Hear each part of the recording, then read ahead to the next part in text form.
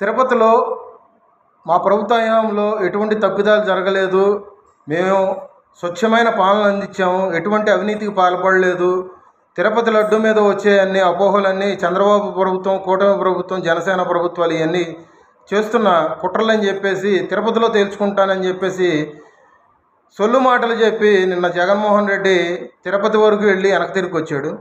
ఇంకేమన్నా అంటే జగన్మోహన్ రెడ్డి మా నాయకులకి నోటీసులు ఇచ్చారు, మమ్మల్ని అడ్డుకుంటున్నారు, దానివల్ల మేము తిరుపతి వరకు వెళ్ళలేకపోయామని చెప్పేసి పిల్లోళ్ళలాగా సొల్లు మాటలు చెప్పి ప్రెస్ మీట్ పెట్టడం జరిగింది.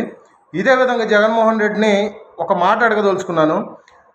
సాక్షాత్ అబ్దుల్ కలాం గారు లాంటి వ్యక్తే తిరుపతిలో డిక్లరేషన్ ఇచ్చి ఆయన దర్శనం చేసుకున్నారు. అట్లాంటి వారు చాలా పెద్ద పెద్ద వ్యక్తులు కూడా ఉన్నారు.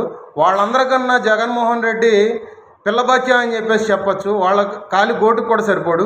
అటువంటి మనిషి డిక్లరేషన్ అవ్వకుండా ఇవాళ రోజున తిరుపతి దర్శనం చేసుకోకుండా వెనక్కి ఎందుకు వచ్చినట్టు?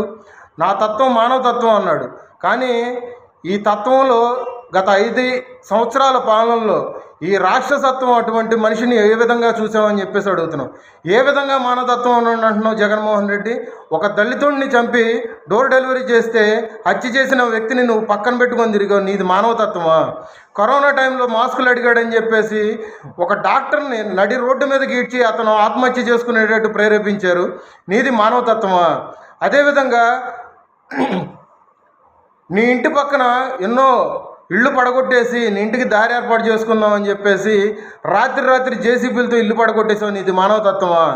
సొంత బాబాయిని గొడ్డలతో నరిగితే ఇప్పటి వరకు దిక్కు దివానా లేదు ఎవడ చంపాడని చెప్పేసి, అటువంటిది నీది మానవతత్వం అంటావా?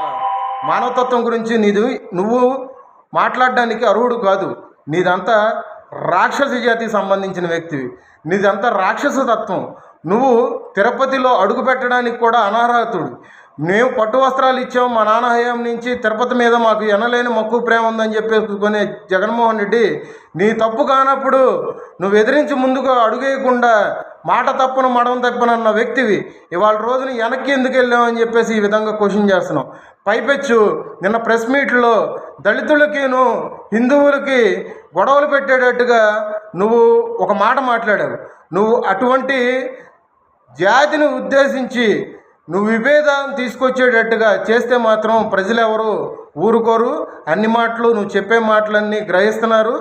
దయచేసి నీ నత్తి ప్రెస్ మీట్లు పెట్టి దయచేసి మమ్మల్ని ఎర్రి ఎదవల్ని చేసి ఆంధ్ర రాష్ట్రంలో నీ పై చేయి చూపించుకోవాలని చెప్పేసి మాత్రం ఇంకొకసారి ఆలోచించబాకు జగన్మోహన్ రెడ్డి. మీ తప్పులు తెలుస్తున్నాయి. నీ పార్టీ ఖాళీ అవుతుంది. నువ్వు దయచేసి రానున్న రోజుల్లో చెంచులు కూడా జరిగి పరిమితం అవ్వాలని చెప్పేసి ఆంధ్ర రాష్ట్ర ప్రజలు ఎన్నో పూజలు చేసుకుంటూ ప్రార్థిస్తున్నారు. రాసిపెట్టుకో జగన్మోహన్ రెడ్డి.